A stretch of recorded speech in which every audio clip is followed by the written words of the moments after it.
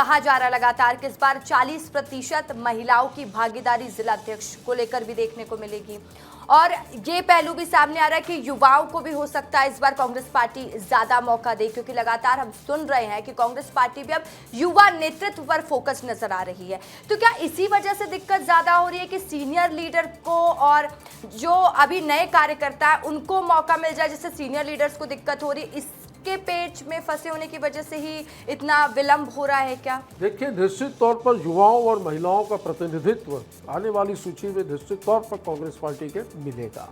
हम हर वर्ग को, युवाओं को, महिलाओं को, एसटी को, एससी को, ओबीसी को, सामान्य को, सारे लोगों को महत्व देकर एक साफ सुथरी लिस्ट जारी करेंगे और बहुत जल्द ये प्रक्रिया पूरी हो जाएगी। मोस्टली मैं बता दूं आपको, प्रक्रिया पूरी हो चुकी है। थोड़ा बिहार चुनाव की वजह से हमारे सारे सीनियर लीडर्स और सारे कार्यकर्ता सब व्यस्त हैं, अपनी अपनी ड्यूटी में लगे हैं, तो इस वजह से थोड़ा सा विलंब हो रहा है। आरोप लगते हैं हमारे ऊपर, ये कहते हैं ऐसा वैसा, तो थोड़ा सा मैं भी ये पूछना चाहूँगा, लिस्ट आएगी अब बिहार चुनाव के बाद ही सीधा? नहीं,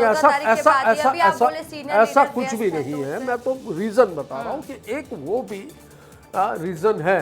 अब ऐसा तो है नहीं भाई, देखिए हमारे यहाँ तो लोकतंत्र है रसिका जी। ये आपके कैमरामैन भी अगर चाहते ना तो जिला अध्यक्ष क्लेम कर सकते थे, आप भी कर सकती थी, योग्य है आपको भी क्लेम करना था। हमारे यहाँ सारी मुझे कभी सीएम बनाते, कभी जिला अध्यक्ष बनाते हैं, आप मुझे एंकर रहने दीजिए। नहीं, आप एंकर रहिए, पर आप लोकप्रिय हैं, मुझे आपसे सवाल पूछना, आप जवाब दीजिए। हाँ, तो मैं जवाब ही दे रहा हूँ कि भाई इतनी शानदार लोकतांत्रिक प्रक्रिया है कि इस प्रक्रिया के तहत जो है कोई भी कार्यकर्ता आवेदन कर सकता है और योग्यता के आधार पर उसको अवसर मिलेगा।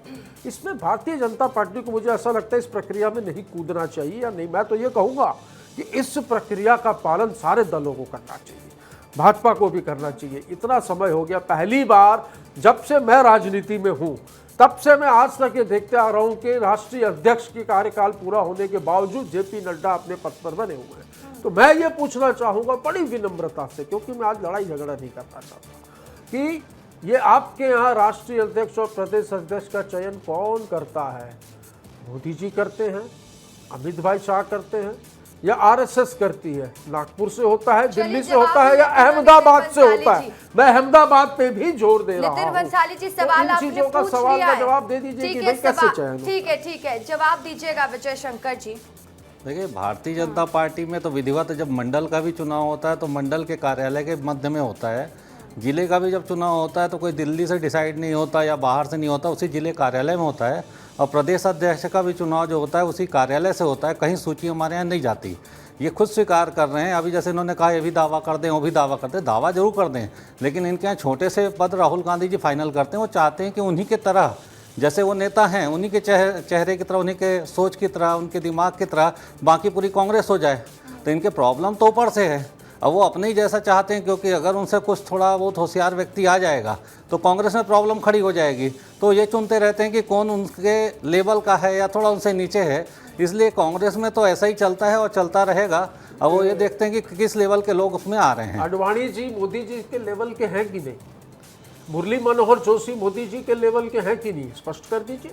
देखिए, हमारे लेवल की बातें तो आप लोग ना करें तो बेहतर है।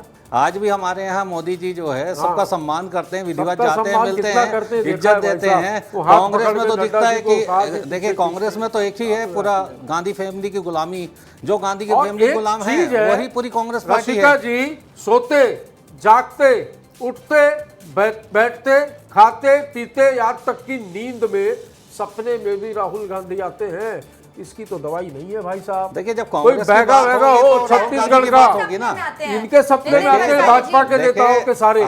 तो कोई बैगा हो, कोई ऐसा झाड़ फूक वाला, तो मुझे लगता है फूकवाना पड़ेगा। कांग्रेस पार्टी के लिए अच्छी बात हो जानी चाहिए ना। नहीं, अगर बीजेपी के सपने में राहुल गांधी आ रहे हैं तो कांग्रेस पार्टी को खुश होना चाहिए कि आपका केंद्रीय नेतृत्व, आपके नेता उनके सपने में आ रहे, तो आप लोग खुश होइए ना। इसमें आप लोग को दिक्कत क्या है? मैं तो हंसते हुए बोल रहा हूँ। देखिए, सपने में आने के बाद कुछ और बोल देना नींद से उठ के। देखिए, कांग्रेस में जो राहुल गांधी जी हैं उन्हीं को देख के लोग हंसते हैं। खुद ही देख ले रहे हैं। विजय शंकर जी आते हैं क्या सपने में? राहुल गांधी आते हैं क्या आप लोग के? देखिए, उनको देख के तो लोग हंसी मजाक ठिठोले डिप्रेशन दूर हो जाता है। तो एक कॉमेडी शो चलाएं तो अधिक अच्छा है। उनको देख के तो कॉमेडी शो चल सकता है। देखिए वो तो बहुत सीरियस तो है ही नहीं, पॉलिटिक्स के मतलब पॉलिटिक्स क्या उनको तो मेरे हिसाब से कॉमेडी शो के लायक है।